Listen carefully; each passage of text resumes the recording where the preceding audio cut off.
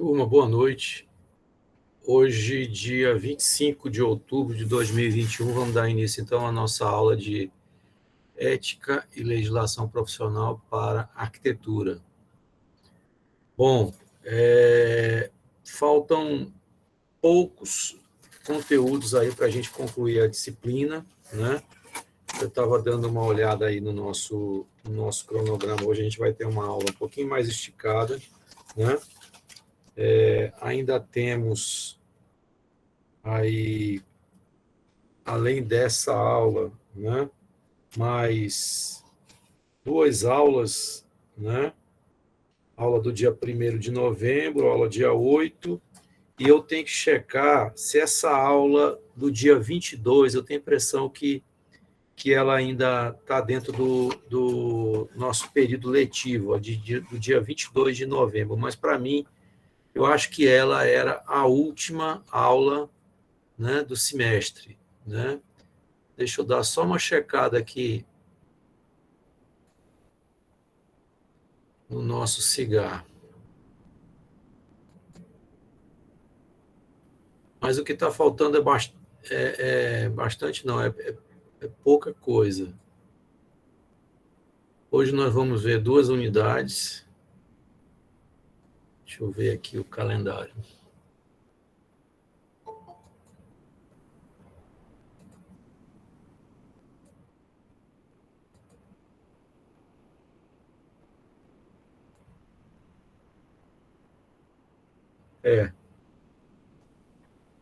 Está aqui 1º de novembro. 1º de novembro, algum ponto facultativo, vocês sabem dizer? Hein, pessoal? Professor, eu não sei na UFP, mas na prefeitura foi decretado ponto facultativo. Pode ser que... Pois é, eu estou vendo aqui vermelhinho aqui no... Eu vou até compartilhar com vocês. Eu estou vendo ele aqui vermelho.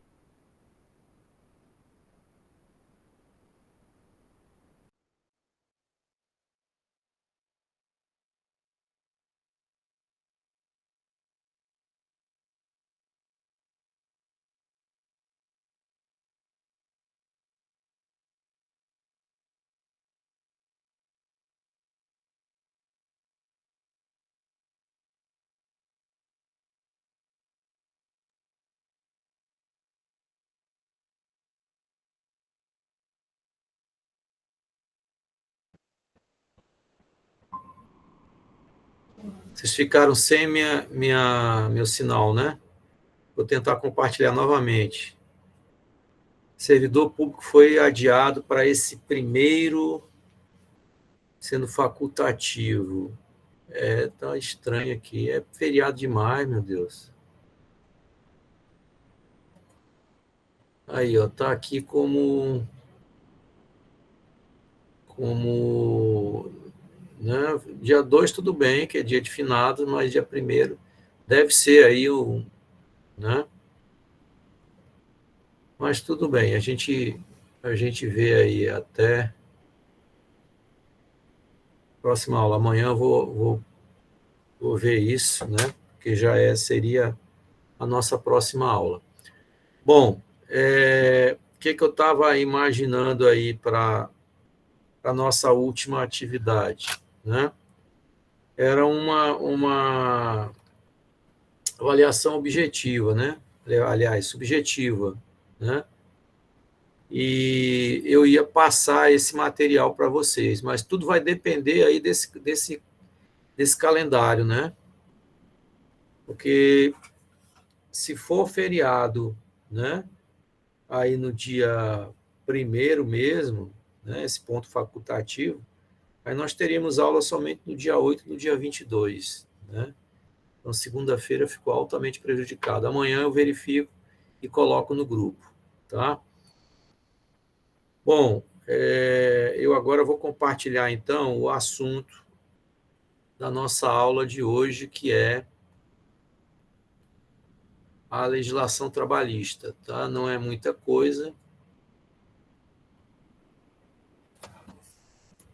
Acredito que esteja aí, né, compartilhado com vocês, aí uma telinha vermelha.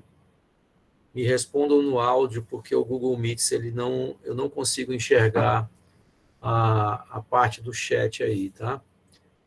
Bom, antes de mais nada, né,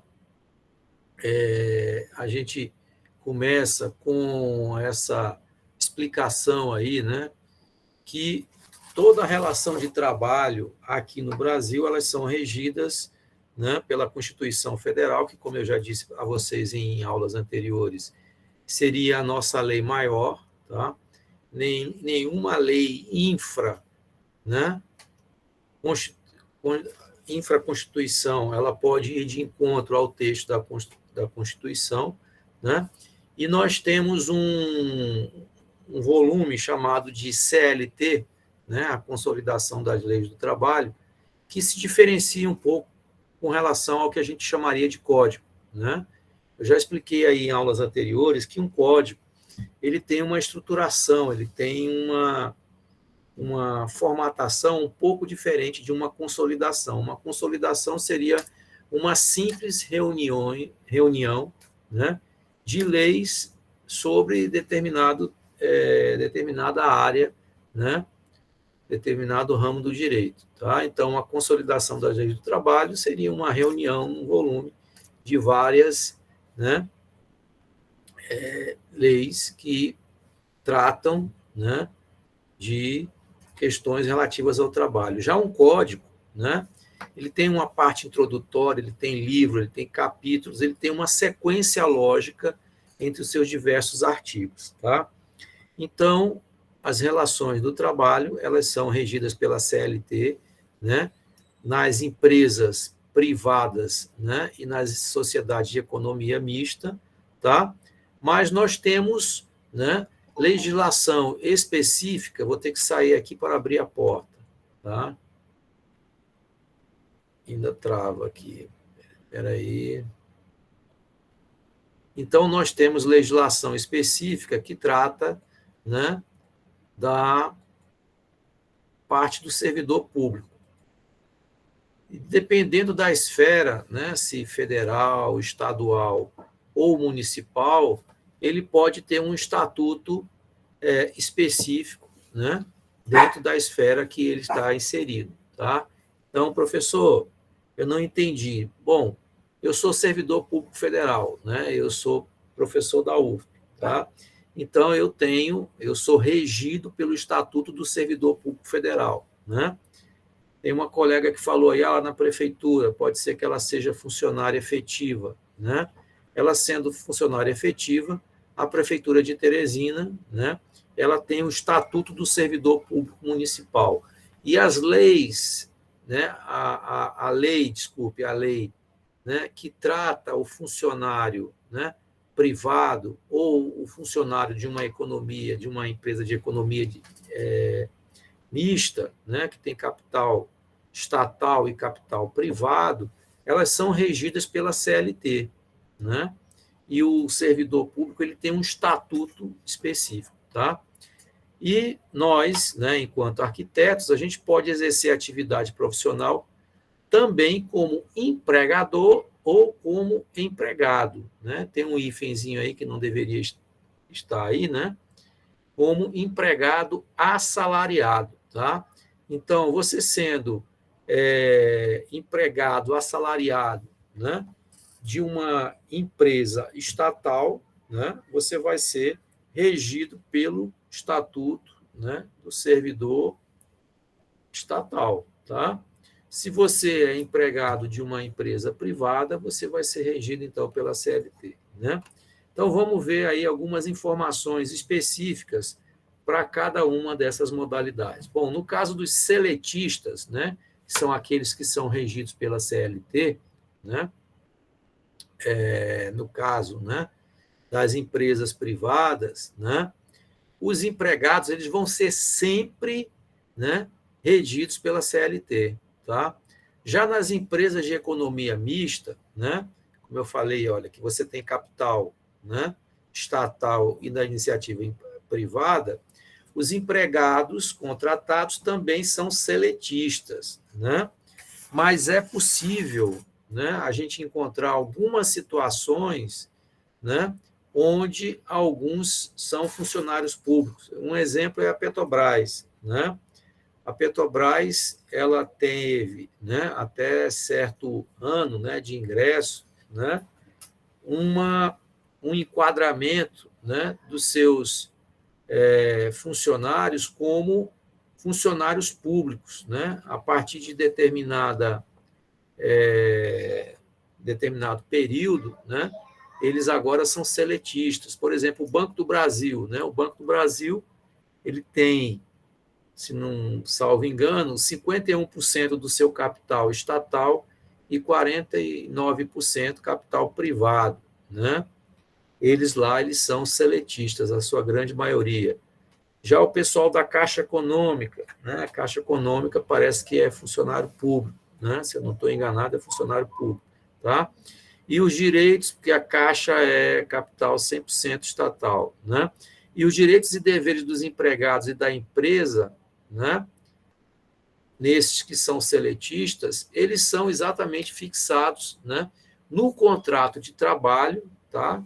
Quando vocês ingressam numa empresa privada, né, você assina um contrato de trabalho, né, normalmente tem um período de experiência e a partir daquela experiência, então, esse contrato ele se torna, né, definitivo, tá? E são anotadas algumas informações na carteira de trabalho, né? A data de ingresso, o seu salário inicial, né? Número do PIS/PASEP e conta na Caixa, tem algumas informações que são colocadas na carteira. Hoje, essa carteira de trabalho, né? Não sei se vocês conhecem aquele site, o app, não é ele é um site e ele é um aplicativo, né? gov.br, né? Através do gov.br você tem, né, acesso a um monte de informações, dentre eles a sua carteira de trabalho, né? Acesso à carteira de trabalho, normalmente a senha que você usa no gov.br é o mesmo que você usa na sua carteira de trabalho digital, né? Então, eu tenho a minha carteira de trabalho digital e aqui estão todas as informações importantes, todos os meus vínculos que eu já tive até hoje, data de entrada, data de saída, as alterações de salário. Antigamente, essas anotações elas eram todas manuais, né? Hoje, inclusive, é possível você fazer rescisões remotas, né? Principalmente agora nesse período de pandemia. Eu tive que sair de um vínculo que eu tinha uma ligação aí bastante antiga e eu achava que a homologação teria que ser necessariamente no sindicato, né? Não, isso deixou de ser obrigatório, né?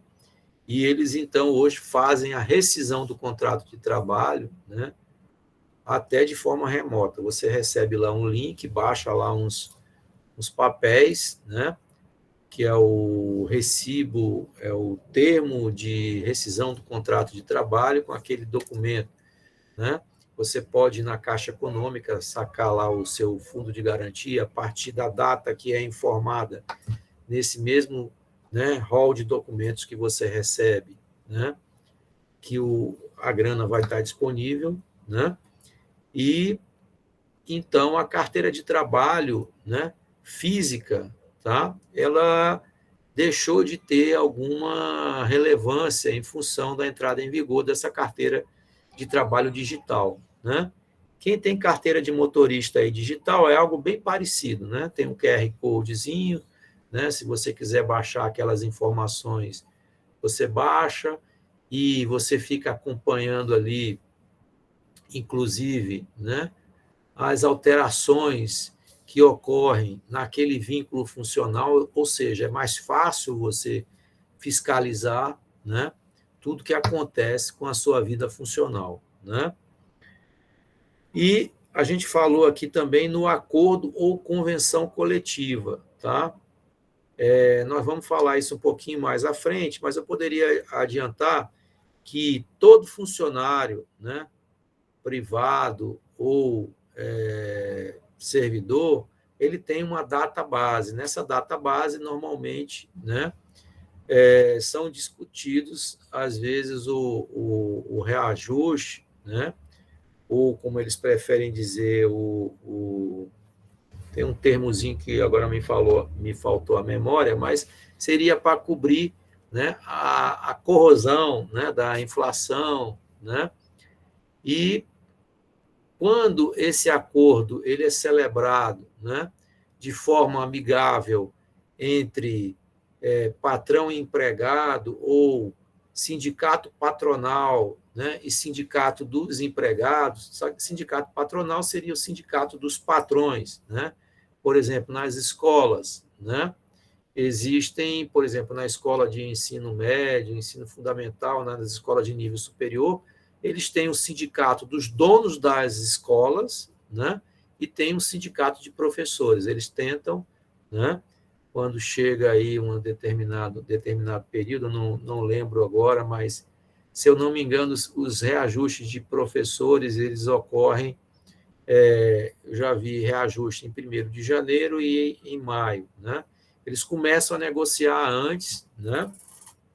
E às vezes eles querem ter algum ganho real, e outro seria só, né, uma atualização, né, para cobrir eventuais perdas, né, salariais em função da inflação, né? Eles começam a negociar bem antes, e, se houver acordo, né, o nome que se dá é acordo coletivo, tá? Ou convenção coletiva, tá? Já o dissídio coletivo é quando não há acordo, e quem decide é o Tribunal Regional do Trabalho, né?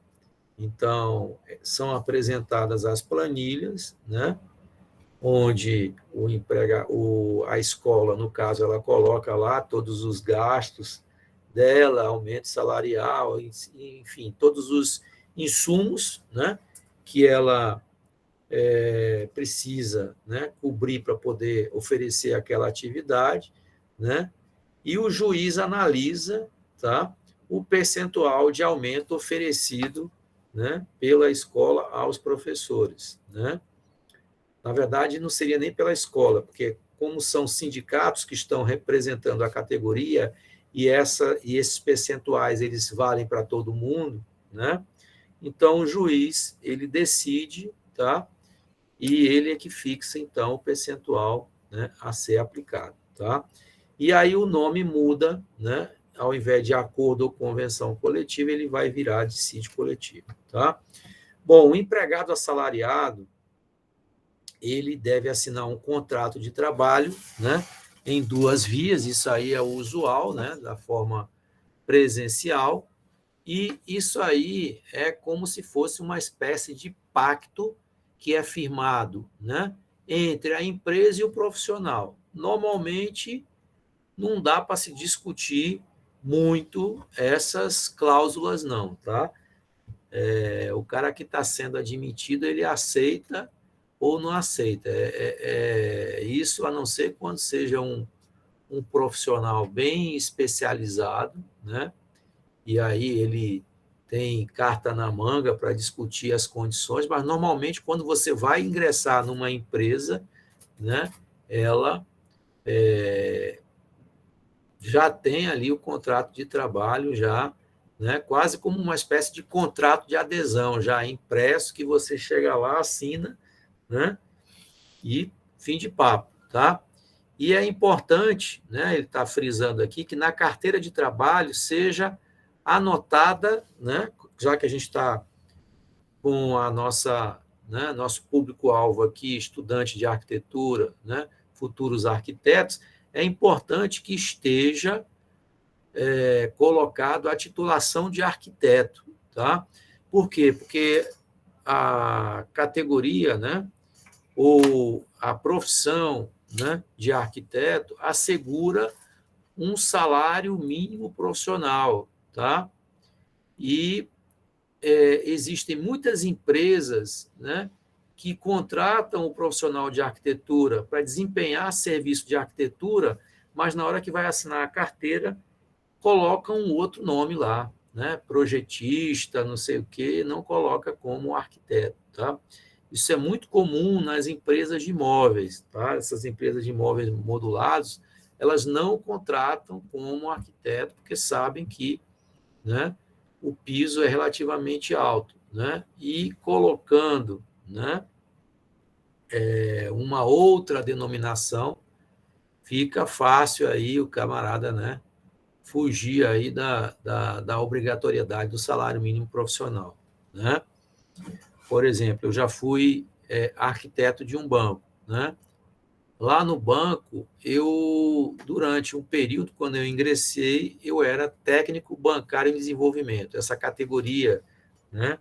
Essa classe, técnico bancário em desenvolvimento, era uma classe que eles inventavam para todo profissional de nível superior das áreas de exatas, né? E ciências humanas e sociais, que é o nosso caso da arquitetura, que ela está dentro, né, dessa área aí, né, do conhecimento. Tá? Então, o engenheiro civil, o engenheiro eletricista, o arquiteto, ele entrava como técnico bancário em desenvolvimento. Tá? E aí a gente tinha um plano de carreira, né, dentro do banco, né, e depois de um certo tempo, eles me passaram para o cargo isolado de arquiteto. Aí o cargo isolado de arquiteto, que bom, né? Que era arquiteto, porém eu não estava sujeito à progressão funcional, ou seja, eu ganhei de uma forma e perdi por outra, né? Mas depois, mesmo que você tenha perdas, numa eventual reclamação trabalhista, você consegue tudo de volta, tá? Então, essa anotação da titulação de arquiteto é extremamente importante, tanto para arquiteto como para engenheiro, tá? Por quê? Porque nós somos regidos, né, pela Lei 5.194, que é a lei que trata do salário mínimo profissional. Vamos falar agora um pouquinho sobre funcionário público, né? Então, funcionário público, né, eles são regidos, né, pela legislação federal própria, né, que é o Estatuto do Servidor, acredito que você já tenha ouvido falar, né? E se enquadram no Estatuto, né, de servidor do seu próprio nível de governo, tá? Então, como eu já comentei há pouco, né, funcionário da prefeitura, ele vai ter lá o Estatuto do Servidor lá da prefeitura da cidade onde ele está, né, lotado, tá? O servidor público estadual, ele tem lá o seu Estatuto do Servidor, né, estadual, tá? E a lei hoje, né, ela enquadra, né, isso aqui no caso dos servidores federais, né, a lei ela enquadra os servidores no chamado regime jurídico único, tá? Ou seja, qualquer aumento, né, salarial e benefício, né, eles só podem ser concedidos pelo Poder Executivo. Então, é preciso, né, que algum deputado, né, ou o Senado, dependendo da iniciativa, né, porque pode começar em uma das casas, ele prepara um projeto de lei, aquilo ali é votado, tá? Bem diferente de um funcionário, por exemplo, de uma empresa privada. Basta o patrão, né, assim, querer, né, ele vai lá, dá o aumento, acabou. Tá? O servidor público precisa ter, né, aí a iniciativa, né, ou do Poder Legislativo ou por iniciativa do próprio Poder Executivo, ou seja, do presidente, né, tá? Da presidência. E aí, normalmente, esse projeto ele tem, né, o presidente, por exemplo, ele pode até fazer um decreto, tá? Mas depois, ou através de medida provisória, como já aconteceu em outras vezes, aquilo ali vigora durante 3 meses, mas se não for votado, né, lá na Câmara, né, e no Senado, aquilo ali perde sua eficácia, tá? Os funcionários públicos também, né, eles também promovem negociações coletivas e também assinam acordos, tá? Ele está colocando aqui que os funcionários públicos têm os mesmos direitos gerais dos demais trabalhadores, né? mas eu vou colocar aí algumas diferentes, tem quase os mesmos direitos, né? Mas nessa questão, por exemplo, do salário mínimo profissional, há uma brecha, né? E a maioria dos órgãos, eles não pagam, tá? A não ser aqueles órgãos, vocês já devem ter visto aí, por exemplo, caso de prefeituras, né, que faz uns concursos aí com salário bem abaixo do salário mínimo profissional, né? Às vezes o CREA, o próprio CAL, lá em cima conseguem reverter, eles mexem no edital, tá? Mas eles, volta e meia, né? Eles se fundamentam, né, na possibilidade de haver uma legislação ou federal, estadual, municipal que complemente a lei federal e que exija, né, o pagamento do salário mínimo profissional. Tá? Então, existe lá uma brechinha. Tá? No caso do servidor não, do funcionário, né, vamos chamar assim, porque servidor é para aquele funcionário público, né? O funcionário, né, de empresa privada, né, ele é regido pela CLT e também pela lei, né, no caso de arquitetos e engenheiros, pela lei 5.194, que foi a lei que instituiu o salário mínimo profissional. Né? Bom, vamos ver aqui uma distinção entre trabalhador assalariado e prestador de serviço. Né? Professor, Oi, pode falar. rapidinho, só antes de começar essa parte. Teria como se eu explicar mais um pouquinho sobre isso? Porque quando eu estava estudando para fazer a avaliação, a primeira avaliação, eu fiquei muito em dúvida sobre isso, porque tinham vários relatos de concursos que eu estava pagando, tipo, R$ 1.400. Aí o CAU ia Isso. e entrava em contato e etc. Mas não é uma outra legislação a ser seguida, assim? Não A entraria no caso da legislação, CLT? a legislação que eles se fundamentam é a 5.194, né? Mas existem algumas decisões, né, aí do quem julga esses processos não é o Tribunal Regional do Trabalho, né, e nem o TST, no caso de funcionários públicos federais, a, a Justiça Federal, tá? No caso, né, de funcionário de empresa privada, né, essas questões relativas a salário mínimo profissional, elas são julgadas pelo Tribunal Regional do Trabalho. Então, existem alguns julgados na Justiça Federal, né, que seria, vamos dizer assim, a parte do judiciário competente para julgar essas causas, né, dos servidores públicos federais, eles têm dado algumas decisões desfavoráveis ao pagamento do salário mínimo profissional para servidor público, né? Por conta, né, inclusive é o nosso próximo assunto, né, de algumas súmulas vinculantes, né, algumas jurisprudências. O que são jurisprudências? Jurisprudências são decisões, né, no mesmo sentido de forma reiterada, ou seja, um monte de juiz começa a julgar, né, no mesmo sentido, e aquilo ali se torna uma jurisprudência. Por que vai se julgar diferente se já foi julgado, né, e se chegou, às vezes, à instância máxima, né, e houve uma decisão, e aí, então, você segue aquela mesma decisão. Então, o juiz, né, a partir de jurisprudências, eles decidem no mesmo sentido. Tá? A gente vai falar já já mais a fundo e eu vou citar esse fundamento, tá? Quem foi que perguntou? Okay. Ana Isabel. Ana Isabel, viu, Ana Isabel? A gente vai colocar o fundamento jurídico, tá? Para você ir mais a fundo com relação a isso, tá? Mas são órgãos julgadores diferentes, tá? O funcionário público federal, né? Do empregado, né, de empresa privada, tá? Que aí é o Tribunal Regional do Trabalho em primeira e segunda instância, e o Tribunal Superior do Trabalho, TST, em terceira instância. O que são instâncias?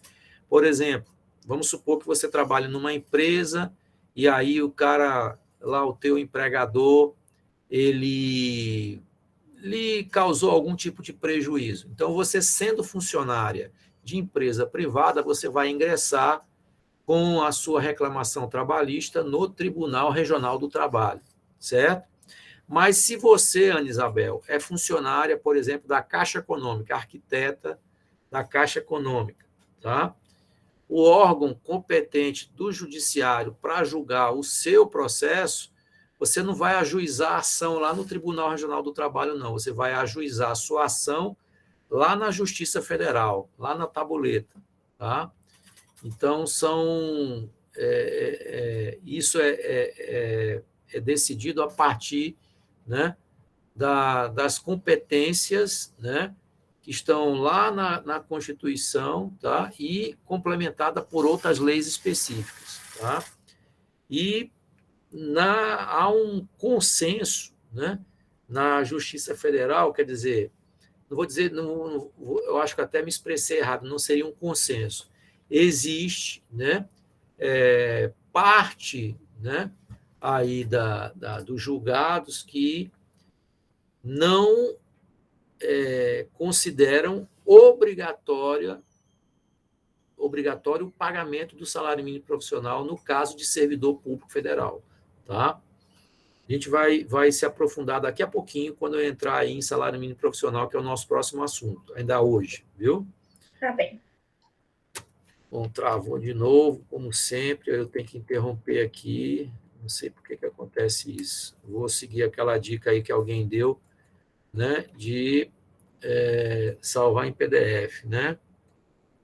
Pode ser que não aconteça mais. Bom, o profissional contratante, né, ele responde pelo pagamento dos benefícios do arquiteto contratado. Assim, a gente estava falando, né? Eu comecei, mas não concluí aqui, né? Aquele arquiteto, né, que presta serviço para escritórios ou para outros profissionais cumprindo horários pré-estabelecidos, isso aqui é muito importante para vocês. Daqui a pouquinho vocês vão estar aí com o escritório aberto, né, e vão contratar o trabalho de outros profissionais. Por quê? Porque às vezes você consegue lá, está com uma demanda grande de serviço, não dá conta, e aí você vai atrás de outras pessoas, tá? Se você exige desse profissional que você contratou, que ele chegue lá 8 horas, saia lá meio-dia, né? Chegue 2 horas, é quase, né, um trabalhador, porém, né, sem você assinar a carteira dele. Tá? Outra caracterização desse vínculo empregatício, tá? Ele tem, de certa forma, uma subordinação hierárquica, ou seja, ele recebe ordens, né? Ou tem lá um valor fixo que você acordou com ele, tá? Essa relação ela é assalariada, tá? Apesar de você não ter assinado a carteira dele. Tá? É muito fácil, né? Mesmo que não tenha uma carteira de trabalho assinada, né? Mesmo que não tenha um contrato de trabalho, basta ele reunir as provas, né? Muitas vezes se consegue testemunhas, tá? E aí o que vai acontecer?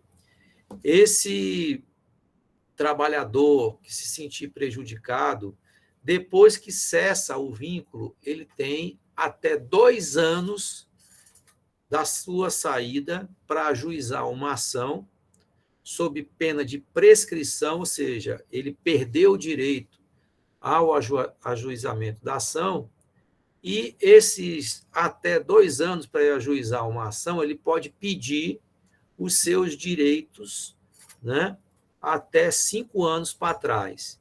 Passou de 5 anos, prescreve o seu direito. Tá? Então, aconteceu de eu estar dando essa mesma aula numa outra faculdade, numa faculdade privada, né? E quando eu estava falando sobre isso, um aluno disse, professor, eu saí de um escritório de arquitetura, né? Ela já estava quase no final do curso de arquitetura, mas trabalhava como desenhista, 2 turnos, né? Desde o primeiro período. Ou seja, ela não era estagiária, ela era, né, desenhista. Até porque na lei específica do estagiário, ele tem uma carga horária máxima que ele pode cumprir por dia, tá? Em regra, são 4 horas, podendo ter mais 2 horas aí, né? Se eu não me engano, no máximo 6 horas, tá? E eu sei que ela trabalhava 2 turnos, né? Já tinha saído há algum tempo, mas não recebeu nenhum direito trabalhista e nem a baixa na carteira, tá? A carteira dela era assinada, mas não tinha recebido baixa na carteira, porque a pessoa disse que não tinha dinheiro para pagar ela, né? A rescisão, quando a gente sai, né, de uma empresa, né, sem justa causa, ou seja, você foi demitido pelo seu patrão, o contratante ele é obrigado a pagar uma multa rescisória no valor de 40% em cima do valor do saldo da conta do FGTS. Então, se você tem lá R$ 10.000 de saldo do FGTS, né, eu, como contratante, tenho que pagar mais 4.000 a você, além das outras verbas rescisórias, né, que são as férias proporcionais, o 13º proporcional, né? Dependendo do seu tempo de vínculo, você tem direito ao aviso prévio, né? A cada quantidade de anos, você tem direito a mais 1 mês de aviso prévio, e se você não quiser que o funcionário cumpra o aviso prévio, você tem que indenizar, ou seja, você tem que dar aquele mês, né, a mais de pagamento para ele. Enfim, essa pessoa, então, ela tinha saído do vínculo dela, né? Não tinha recebido a baixa na carteira, não poderia sacar o seu saldo de FGTS, nem tampouco foi depositado o valor da multa, nem férias, e a carteira dela fica presa, né? De certa forma, presa, tá? Entre aspas, né? Porque não há baixa, é como se ela continuasse a trabalhar, tá? E ela ingressando com uma ação, esse período que ela, mesmo não tendo trabalhado, ele vai ter que ser pago, né, os salários e os encargos sociais até, né, 5 anos para trás, tá? Então, é um negócio que a gente precisa ter cuidado quando for fazer, né, essa contratação de serviço de prestador de serviço avulso, que não tenha vínculo com a sua empresa, que eu já vi arquiteto dar o carro que dirigia para desenhista, tá? Um arquiteto conhecido aqui na época, eu lembro que ele tinha um Ford Fiesta e o cara pediu para trabalhar no escritório dele, que ele fazia maquete eletrônica, usar o mesmo espaço, né? Ele fazia maquetes eletrônicas para o próprio arquiteto, mas também usava o espaço dele para prestar serviço para outros profissionais, né? E aí, um belo dia, ele disse que ia embora de Teresina e queria acertar as contas dele. Aí ele tomou um susto, né? Disse, mas você não é meu funcionário, você não presta serviço aí para outras pessoas. Não, não tem isso, não. E aí eu sei que esse arquiteto não tinha, né, recurso para pagar a indenização, né, que foi calculada, né, como se ele estivesse trabalhando, né, durante aquele tempo todo. E aí ele simplesmente pegou a chave do carro dele e disse, toma aí, tem esse Fiesta aí. Ele entregou Fiesta para o camarada aí. Não era um carrão, né, mas para vocês verem como é um pouco sério, né? Então, uma pessoa, né, a gente está colocando aí na posição de contratante, mas isso pode estar acontecendo com você, né? Como um empregado aí explorado. Então, cabe ao empregado, né, recursos, né, judiciais aí para receber, então, esses direitos sociais, né? Desculpe. que você não recebeu, né? Férias, 13º salário, né? As contribuições previdenciárias, né? Que vão contar aí para efeito do seu cálculo de aposentadoria, né? O depósito do FGTS, né? Que numa eventual demissão sem justa causa, né? Você pode sacar, tá? São importantes.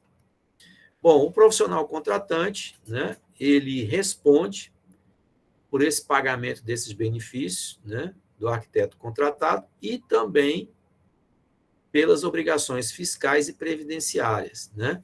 Tem que pagar o PIS, tem que pagar a contribuição social, tem que pagar, né? Depositar lá o valor da Previdência, o FGTS. Eu sei que se você paga 1.000, você paga mais 1.100, 1.200 de encargo social, tá? É bastante alto. Até aquela secretária, né, que você contrata lá para ficar atendendo o telefone, recebendo seus clientes, ela tem que ganhar o piso, né, da categoria. Nós, né, arquitetos, engenheiros, nós temos aí como piso o piso do Sindicato dos Trabalhadores da Indústria da Construção Civil. É o piso do pedreiro, tá? Então, você pega lá como é o nome lá da Sinduscon, não é o... Agora falhou aí o nome do sindicato, né? Pega lá o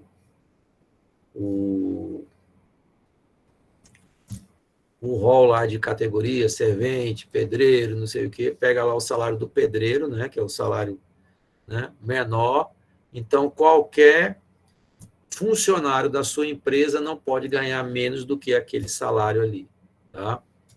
For uma secretária, tem que ganhar, né, aquilo ali. Os técnicos de nível médio, normalmente é um salário mínimo e meio, né? O salário hoje está 1.100, né? Então, 1.100 mais 550, tá? É o salário aí do técnico de nível médio, ou seja, do técnico de edificações, do eletrotécnico, né? E temos os estagiários, né? Os estagiários não têm um piso, né? Normalmente são 4 horas por dia, né? É importante que, mesmo trabalhando como estagiário, eles tenham um vínculo, ou seja, você tem aí a instituição, né? A faculdade que eles estão fazendo o curso, né? Como uma espécie de mediador para evitar problemas de fiscalização, né? Você receber uma fiscalização e ter funcionário ali, né? Sem vínculo algum.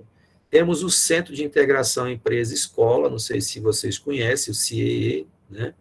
Que também faz isso, tá? Então, uma forma seria a contratação através do CIEE ou através da própria instituição, né, de ensino, tá? Eles têm os coordenadores de estágio curricular, né? A empresa, a empresa contratante, ela precisa ter um vínculo com a instituição. Vocês que fizeram já estágio supervisionado sabem como é que funciona, né? E aí, uma vez estabelecido o convênio entre a empresa concedente do estágio, né, e a instituição de ensino, né, você pode contratar N estagiários, tá? É importante. Mesmo vocês sendo pessoa física, é possível, né, contratar o estagiário, tá? Bom, convenção coletiva, né, ou acordo ou convenção coletiva, né, como eu já havia adiantado no início da nossa aula, né, eles são firmados anualmente pelo sindicato representativo dos trabalhadores, né, e o sindicato patronal, né, ou o sindicato do empregador, né. Essas negociações com o empregador são conduzidas por um sindicato majoritário do setor ou por sindicatos de categorias diferenciadas, isoladamente ou em grupo, né?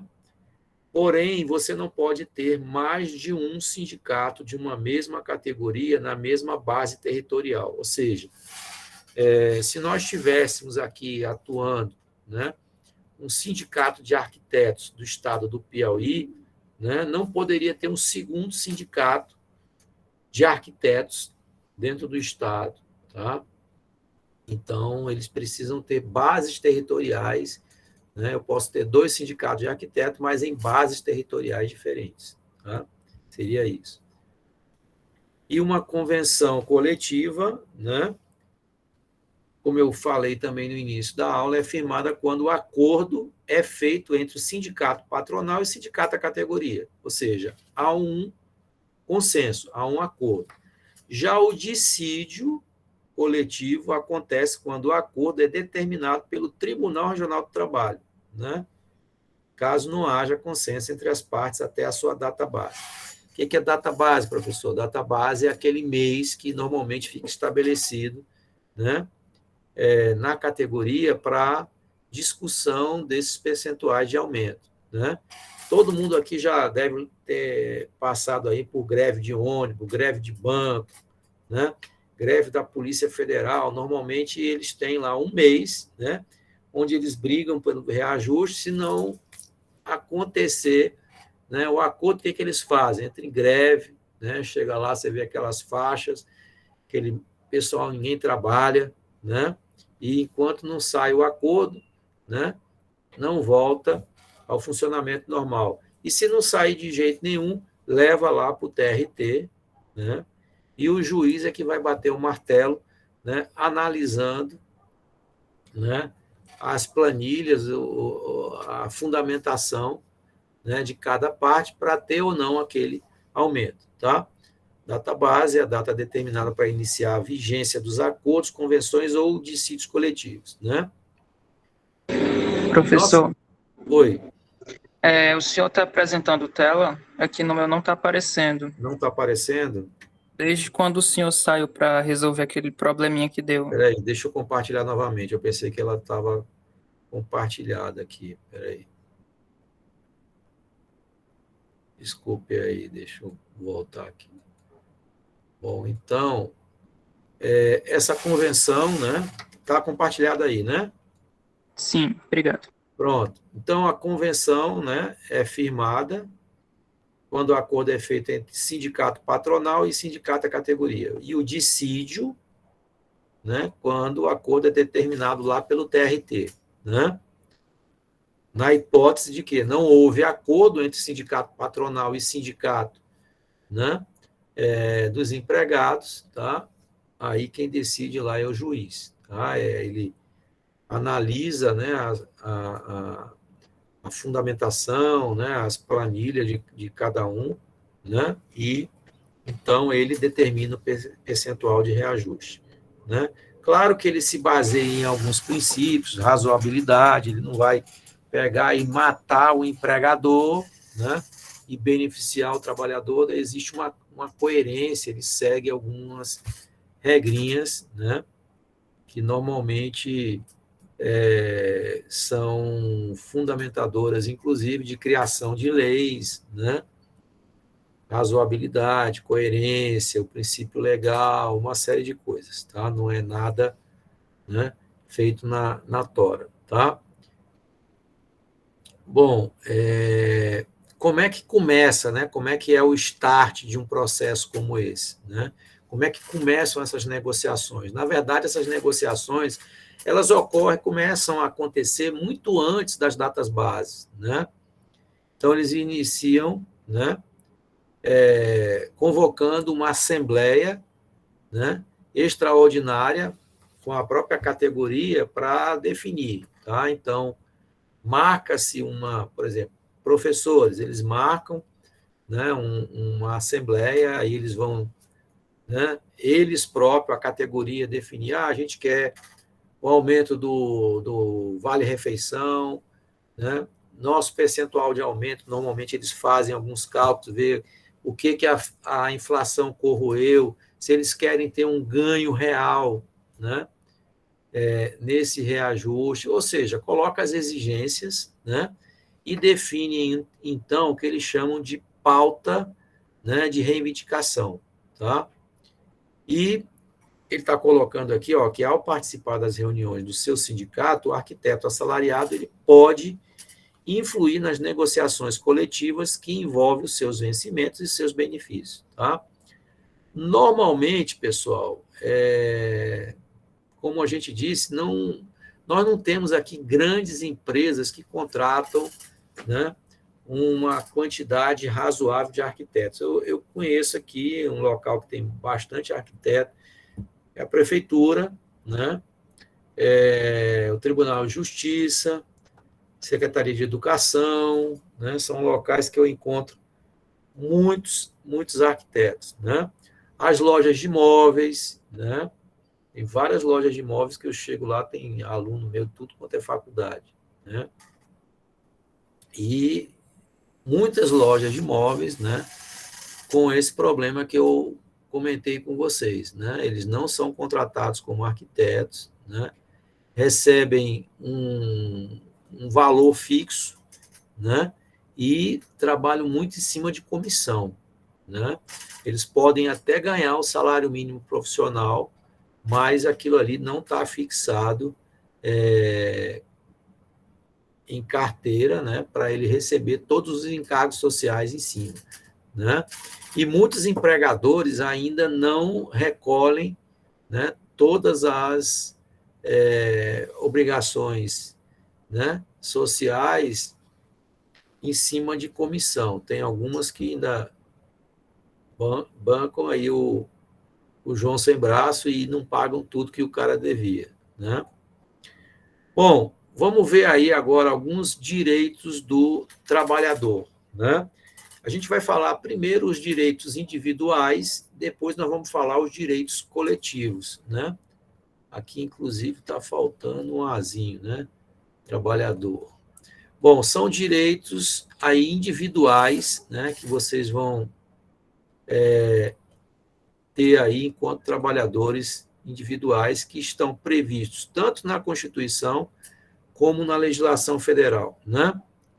O primeiro deles é o 13º salário, existem até algumas categorias que têm até direito ao 14º salário, né? O 13º salário, ele é pago, né, a primeira parcela no dia 30 até o dia 30 de novembro, né, de cada ano, e a segunda parcela do 13º é pago até o dia 20 de dezembro, tá? Tem direito à aposentadoria, né? A fundo de garantia por tempo de serviço, no caso dos trabalhadores, né, privados, né?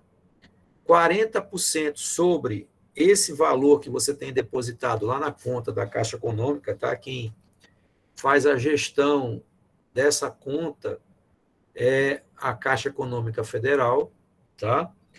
E na hipótese de demissão sem justa causa, que é como está colocado aqui, né? O seu empregador, ele paga 40% a mais, né?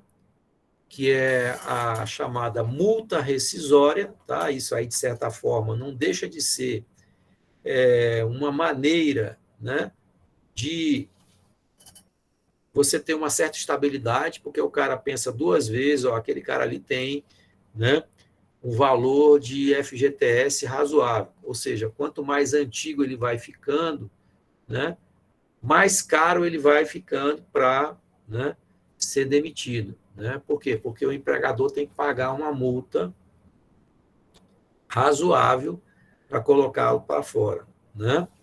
Participação nos lucros, né? O que é isso? Uma vez apurado, né, o exercício, né, de um determinado ano, vamos dar um exemplo aqui, olha,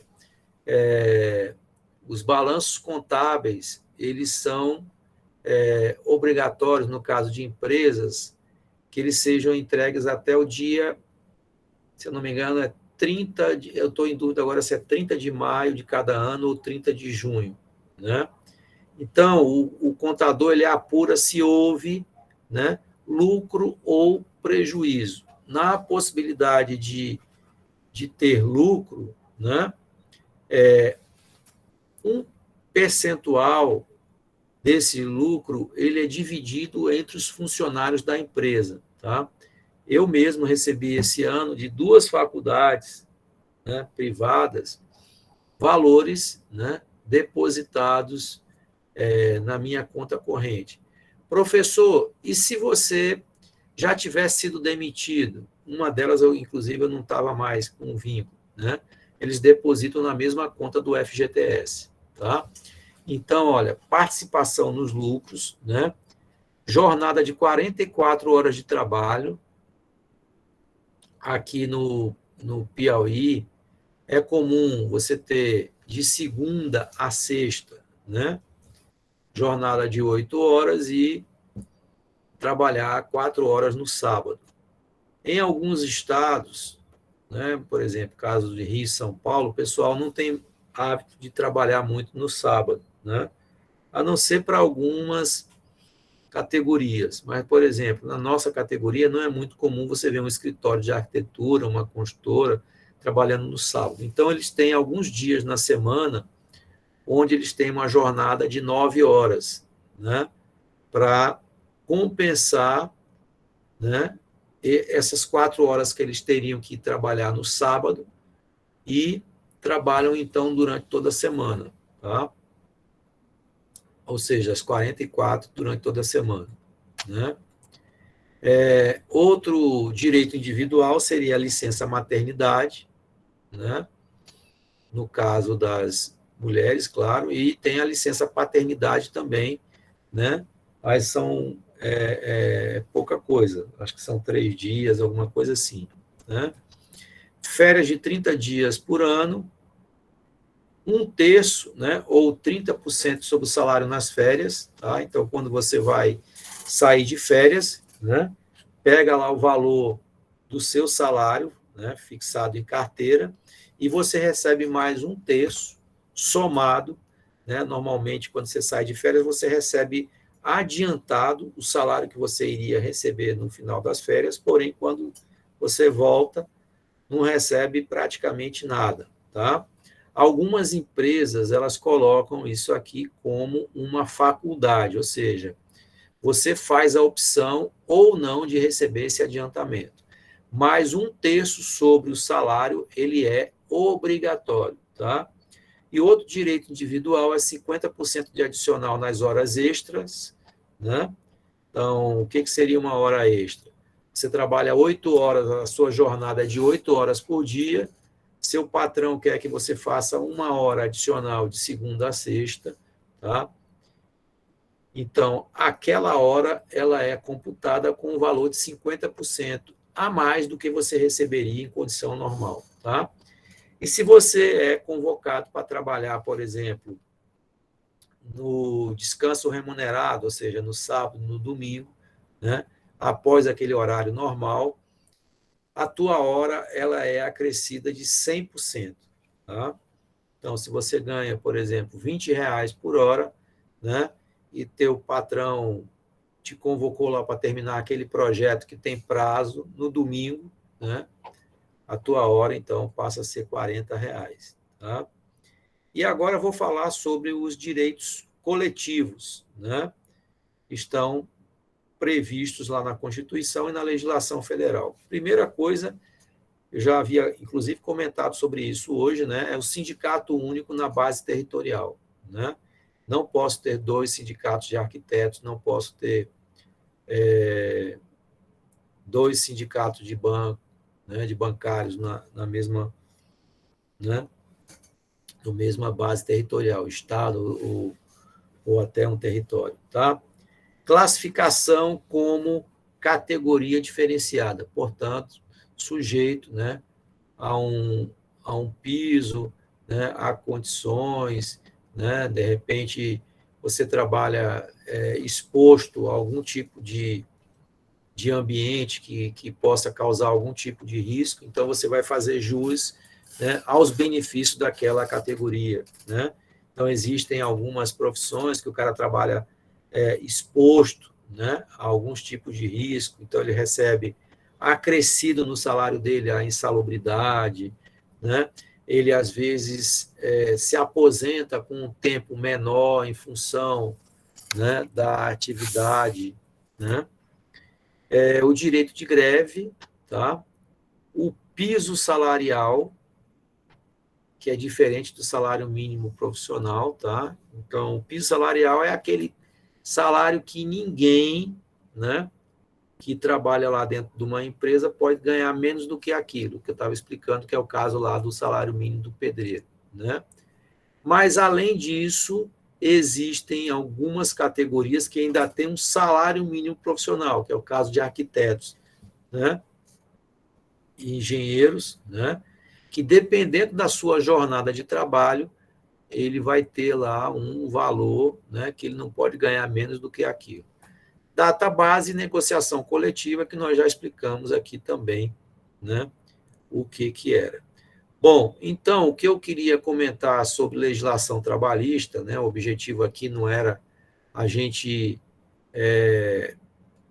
fazer ninguém ficar um expert, mas conhecer um mínimo, né, de legislação trabalhista, e agora a gente vai adentrar aí também, né, num tema sobre legislação trabalhista, né, que inclusive foi assunto aí da nossa primeira avaliação, que eu ainda não divulguei para vocês, né? Professor, depois o senhor pode disponibilizar esse material? Sim, eu vou disponibilizar, até porque, pelo tempo que a gente tem, eu estava pensando em a gente fazer uma avaliação subjetiva mesmo, tá? Eles têm muitos slides, mas são pouco texto em cada um dos slides, tá? Mas isso aí eu vou mandar tudinho para vocês, tá? Bom, vamos falar então sobre salário mínimo profissional. Não é uma novidade, né? Porque vocês já fizeram, né? Vocês já fizeram um trabalho sobre isso, né? A lei, né? Eu queria, inclusive, fazer uma correção.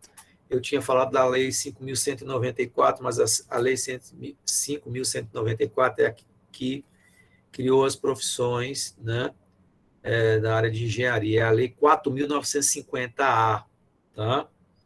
E a resolução do CAL, número 38/12, é que fundamentam, né, o pagamento do salário mínimo profissional. Então, corrigindo, não é a 5.194, e sim a 4.950, tá?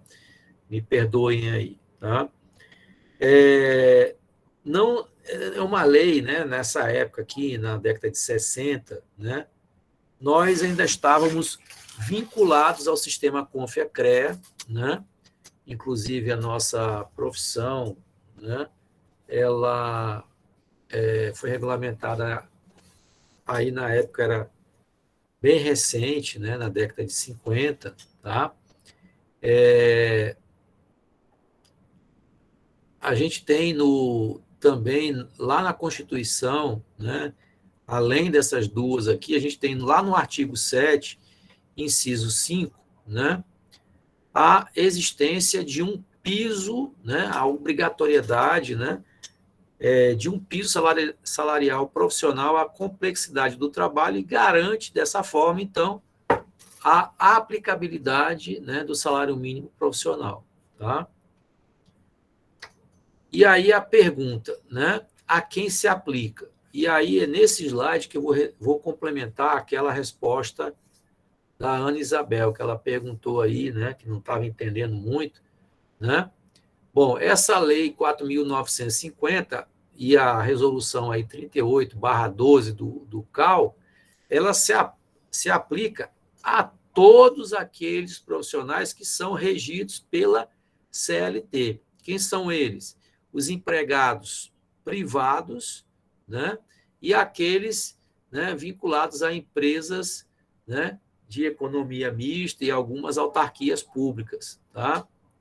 Aqueles que são considerados, né, seletistas, tá? Esse é o termo para quem é regido pela CLT, se chama seletista. Aquele que é considerado servidor público, ele é regido por um estatuto, e o estatuto ele tem regras próprias, tá?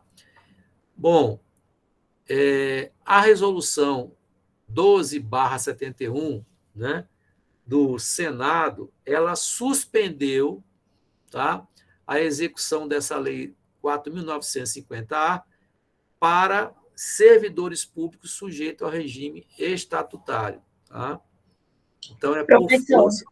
Oi. tá sem compartilhar de novo. Tá sem, é? É. Engraçado, eu botei aí para apresentar.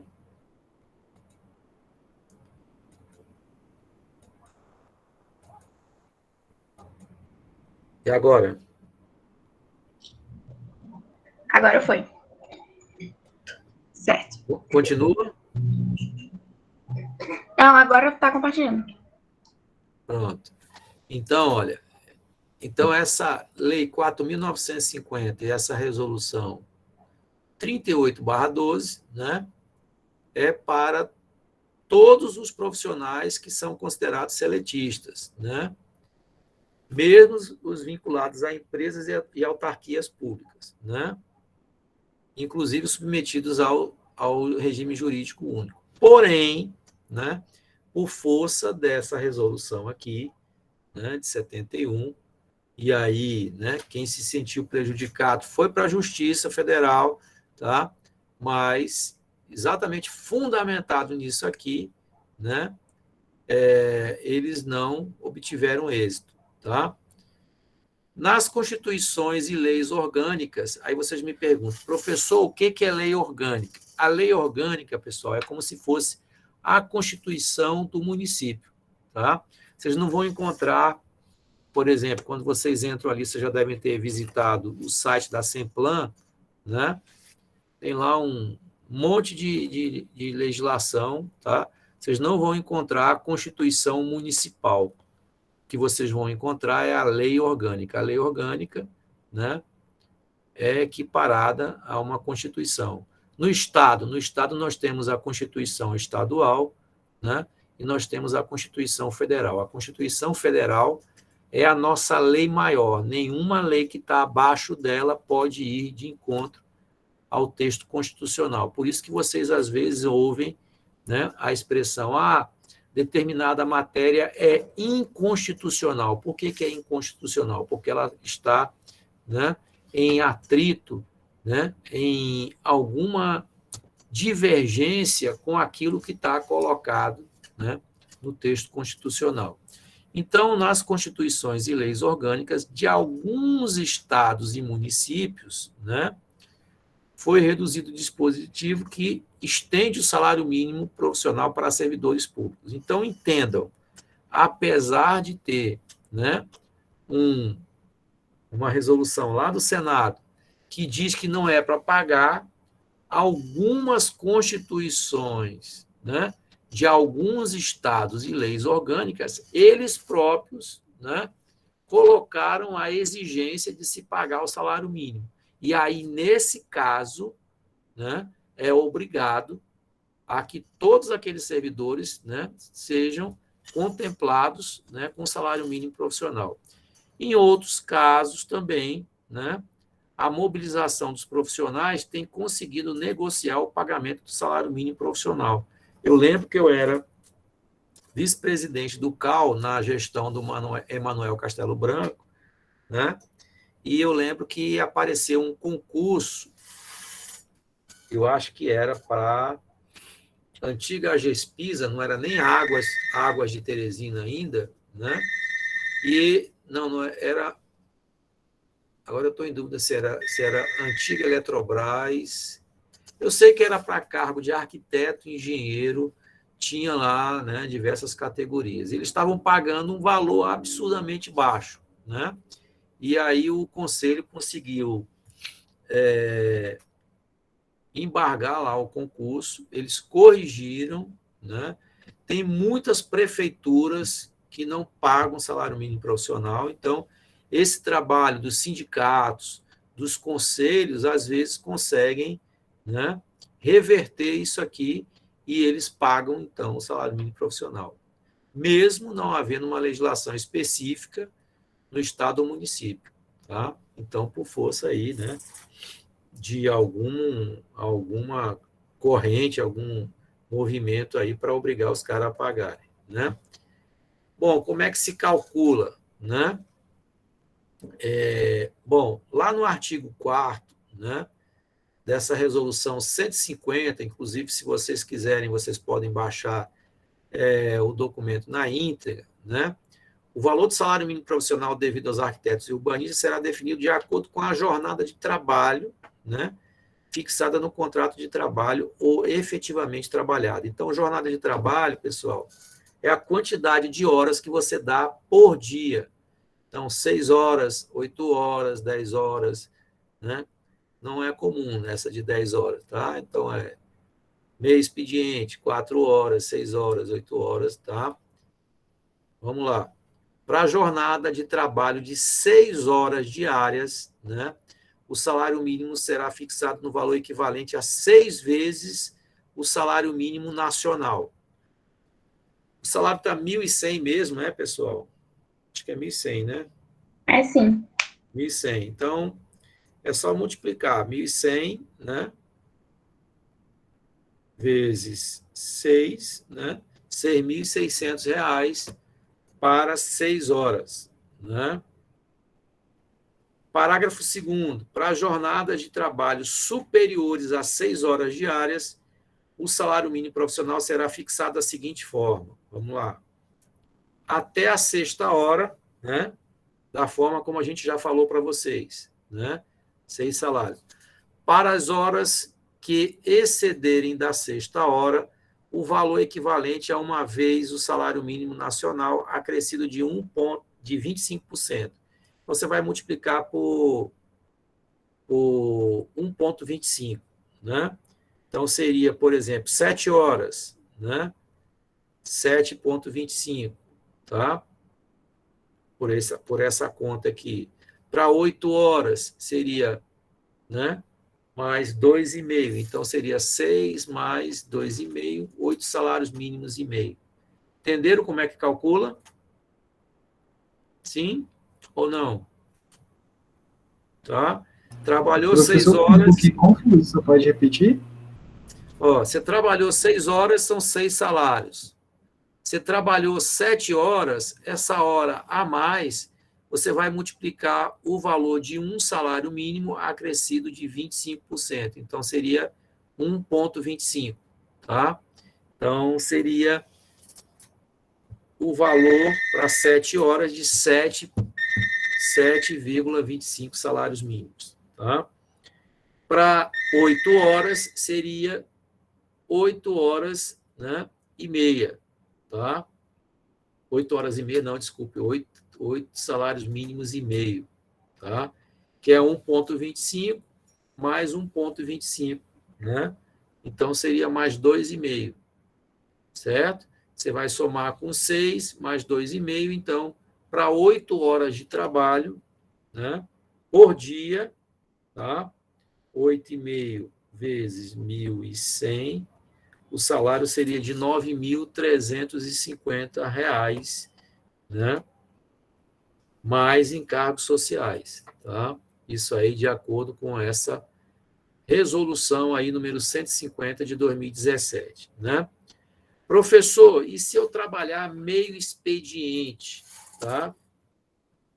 Aí ele diz aí no parágrafo 3º, né, que para jornadas de trabalho inferiores a 6 horas diárias, o salário mínimo profissional será fixado de forma proporcional, respeitado o parâmetro do parágrafo 1º desse artigo, inclusive quanto às frações de hora, tá? Normas coletivas de outras categorias. Como é que é isso aqui? Vamos supor que vocês sejam, a gente falou hoje aqui muito de Caixa Econômica, de Banco do Brasil, vamos supor que você seja arquiteto da Caixa Econômica Federal, né? Ou do Banco do Brasil. Normalmente, a data base de bancário, se eu não estou enganado, é setembro, tá? Bom, se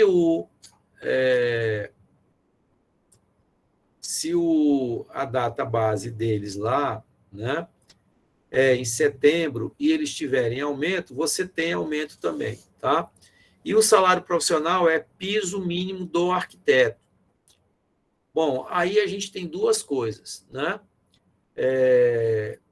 Com relação a essa permanência desse salário mínimo profissional durante todo o tempo que você trabalha numa empresa. Alguns juízes consideram, né? Aí já houve casos de alguns colegas, né? Que durante o período que trabalhou numa determinada empresa, aquele salário mínimo profissional ele foi perdendo, né? A paridade, ou seja, a sua equivalência por força, né? De reajustes inferiores à inflação, né? Ou o aumento muito maior do salário mínimo, né? Em relação ao aumento que o trabalhador tenha. E, então, a doutrina majoritária e alguns juízes consideram que essa exigência do salário mínimo profissional ela é devida no momento do ingresso daquele trabalhador na empresa. Mas, durante o período que ele trabalha nela, aquilo ali não vai se tornar um gatilho, ou seja, você tendo que fazer a correção toda vez que ele abaixar, né? Em relação a essa paridade.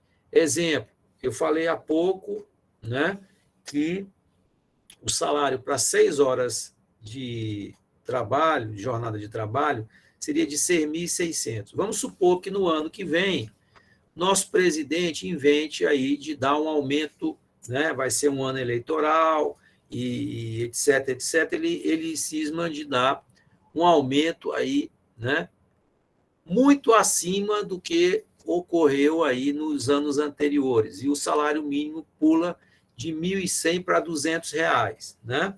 Se eu pegar 200 reais, não, R$ 2.000, vamos supor que eu pegasse esses R$ 2.000 vezes 6,6 salários mínimos, dá R$ 12.000. E você, enquanto trabalhador de uma determinada empresa, só teve 5% de aumento.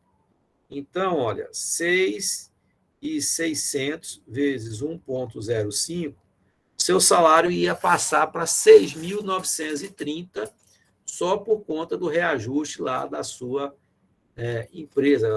Ela é uma empresa da construção civil, o aumento da construção civil, por exemplo, foi 5%, né? E aí, então, seu salário reajustado seria 6.930. Mas o salário mínimo subiu para R$ 200, né? Se nós tivéssemos esse gatilho salarial, ou seja, essa exigência, né, do salário ser equiparado, toda vez que o salário mínimo subir, o seu salário teria que subir para R$ 12.000, tá? Então, com relação a isso, né, existe um entendimento dos juízes, no julgado dos juízes, e naquilo que a gente chama de doutrina majoritária, ou seja, na maioria dos autores que escrevem sobre determinada matéria, né? Então, no direito do trabalho, tem um monte de autor que escreve só sobre direito do trabalho, no direito civil da mesma forma, no direito comercial, no direito tributário, você tem ali um conjunto de autores, tá? Então, a maioria dos autores, né, em área trabalhista, considera que essa exigência do salário mínimo profissional seria no momento que o funcionário entra naquela empresa. Então, ele na carteira ele tem que entrar lá com 6 salários mínimos. Se, porventura, né, no entendimento dessas pessoas, no transcorrer, né, dos anos, esse salário ele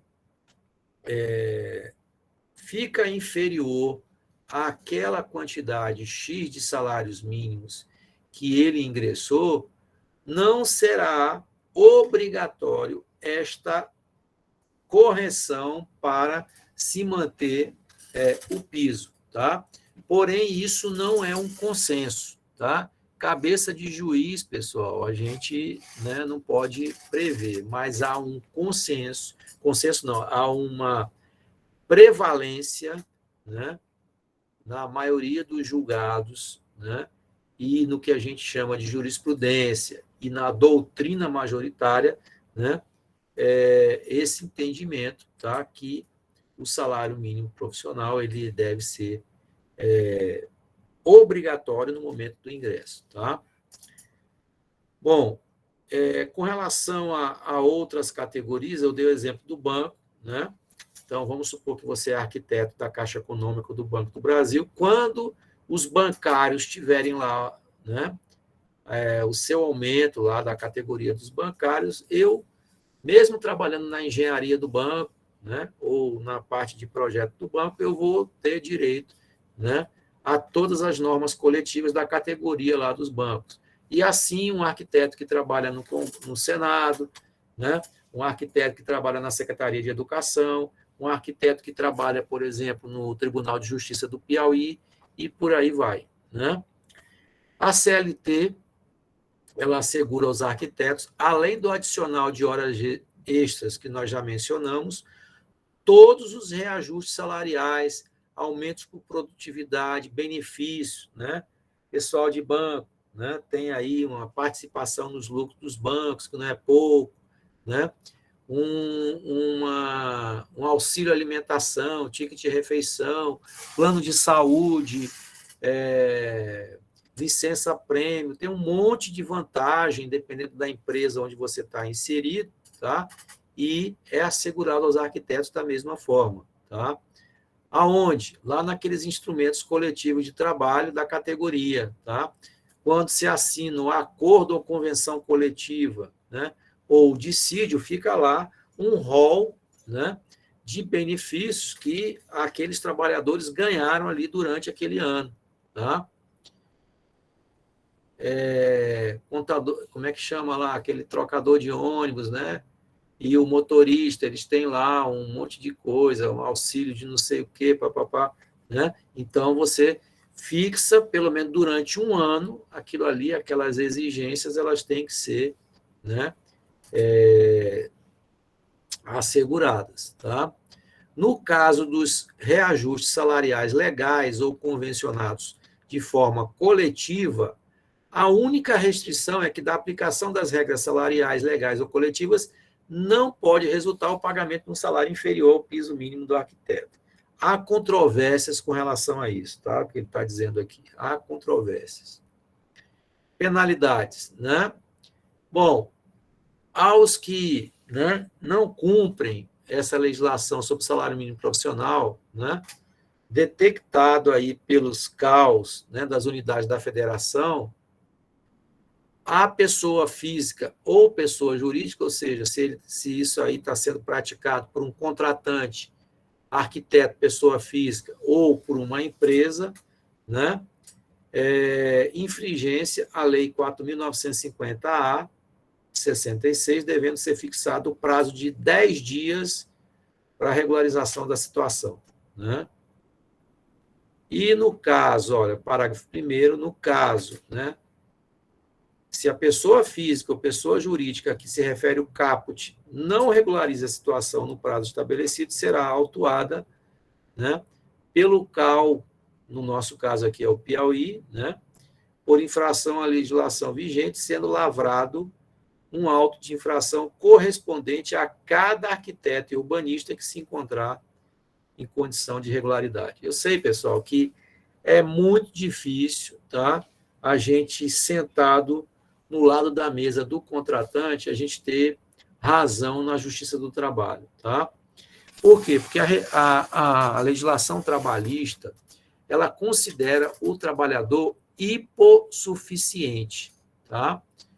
E ele sendo hipossuficiente, a lei ela tenta equiparar essa condição de ser mais, né, aí prejudicado, e ela dá algumas vantagens ou alguns benefícios, tá? É como se fosse uma luta de Davi contra Golias, tá? Então, ela coloca algumas condições para que essa diferença de proporção ela seja equiparada, tá? E é muito difícil a gente ganhar na posição de contratante, tá? No parágrafo 2º, ele diz que a pessoa jurídica que não cumprir o estabelecido no caput será restringido o acesso ao sistema de informação e comunicação do Conselho de Arquitetura e Urbanismo, né, que seria o programa, né, que a gente gerencia o preenchimento dos nossos RRTs, o pagamento o controle financeiro, né, das mensalidades e etc. Tá? Então, é uma situação um pouco chata, né, porque você fica ali, né, com seu cadastro bloqueado. Né? E no artigo 8º, ele diz que as penalidades aplicáveis tanto à pessoa física, né, você como arquiteto aí autônomo contratando alguém, ou você pessoa jurídica, né, multa no valor de 5 a 10 vezes o valor vigente da anuidade, tá? Para vocês terem uma ideia, uma anuidade como essa hoje deve estar aí por volta de acho que uns R$ 700, né? Mais ou menos isso, tá? Em casos de reincidência comprovada, a multa será aplicada em dobro, ou seja, você já foi multado uma vez e está sendo multado pela segunda vez, tá? Aí a multa vai ser aplicada 2 vezes, né? Parágrafo único, caso a pessoa física ou representante legal da pessoa jurídica contratante que tenha deixado de cumprir com os dispositivos dessa resolução, seja arquiteto e urbanista, e sem prejuízo do disposto 3 anterior, né, dos incisos 1 e 2 deste artigo, os autos deverão ser encaminhados à Comissão de Ética e de Disciplina do CAL, né, da Unidade da Federação, para verificação de eventual infração ética. Tá? Então, vamos supor que você está colocando seu contratado, né, numa condição vexatória ou antiética, é possível que a comissão de ética ainda lhe impute uma determinada pena, né, como uma suspensão, né, do seu registro profissional por um determinado período. Isso para a gente é horrível, né, que se você vive daquilo e aí você, né, é impedido de trabalhar. Ah, mas eu trabalho escondido. Se você, né, for apanhado nessa condição, você ainda está infringindo um outro, né, artigo, que é o exercício ilegal da profissão. Né? Então, aí você só se complica mais. Né? Isso tudo sem detrimento aí, né, das medidas judiciais que possam vir a serem adotadas pelo sindicato ou pelo empregado. Tá? Então, pessoal, a gente infringir norma trabalhista é confusão. Tá? Encargo social, né, por exemplo, você deixar de recolher verba, né, a título de previdência, FGTS, a prescrição são 30 anos, né, se eu não estou enganado, são 30 anos. Então, é uma dívida que você deixa para os teus filhos, né, você não recolhe uma verba, né, aí de encargo desse aí você vem a falecer, é uma coisa que pode ser, inclusive, cobrada, né, e ali os seus herdeiros, né, ainda terem que honrar, né, você deixa alguma coisa e verba, né, de encargo social, elas são mais sérias, aí elas têm alguns benefícios, né, numa eventual dívida, tá? E eles vão lá e entram, né, no patrimônio, né, lá do espólio, né, ou seja, para quem ficou ali beneficiado. Então, é uma coisa que é uma confusão que você deixa para os outros. Tá? Então, não vale a pena. Então, a gente tem que trabalhar direitinho, evitar, né, trabalhar com mão de obra, né, que não esteja devidamente formalizada, né? Por quê? Porque a Justiça do Trabalho ela é extremamente paternalista, ela sempre né, vamos dizer assim, ela dá razão, né, ao direito do empregado, tá? Então não é uma boa, né, a gente arranjar confusão com justiça trabalhista. Deixa eu ver se volta aqui.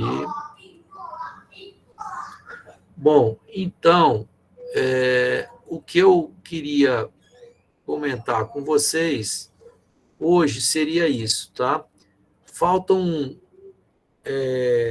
dois assuntos aqui que eu considero importantes, né? Que é a parte de FNA, IAB, CAL, né? A gente vai falar sobre alguns órgãos e sobre contratos, né?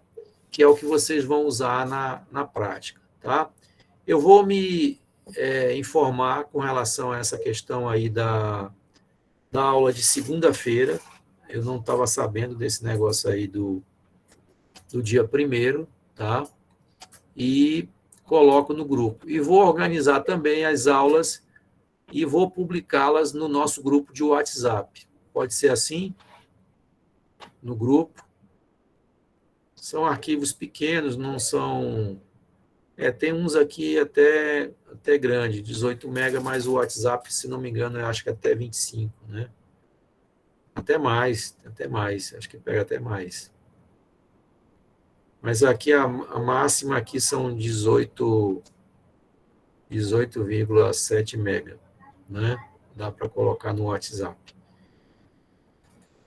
Tá certo? Eu acho que mais assunto que isso você não aguenta, não. Certo. Alguma dúvida, professor? Não, é sobre essa questão do dia 1º. O senhor até tinha mandado uma resolução no feriado do dia 12, se não me engano, que ficou facultativo. Naquela resolução eu olhei, também tinha outros feriados, inclusive do servidor público, né? Que eu falei, ele foi adiado para dia 1º e também se torna facultativo. Mas aí o senhor pode averiguar. Pois é, eu pensei que ele ia acontecer agora na sexta-feira, quer dizer que ele foi para o dia 1º, na segunda, então, para emendar aí outro. Não é isso? Ele parece que seria, eu acho que na sexta-feira, né? Não é isso? Não é isso? Ele não seria na sexta-feira? Eu acho que ele ia ser na sexta-feira. É quinta, não? A quinta 28, Então, para não ficar imprensado aí, porque aí a turma ia pegar, era quinta, sexta, sábado, segunda, aí eles jogaram para dia 1º. Deve ser isso. Aí eu vou ver, viu? Aí só faltam aí dois assuntos para a gente encerrar, viu? E eu vou publicar lá no grupo as aulas aí para vocês já irem se organizando. Tá bom? E também, professor, dia 15 também vai ser numa segunda-feira. Isso, dia 15 eu já sabia. Certo. Né? Dia 15 é Proclamação da República, né? Tá? Aí nós teríamos aula no dia 8 e eu acho que no dia 22, né? Além dessa aí do dia 1º que eu vou verificar. Mas pelo que você está falando, está naquela resolução que eu mandei para vocês, né? Isso, inclusive eu até tirei um printzinho e coloquei no grupo, mas o link é o mesmo que o senhor tinha enviado. Certo. Beleza. Então tá. Pois até logo então, pessoal. Tchau, pessoal, até. Até.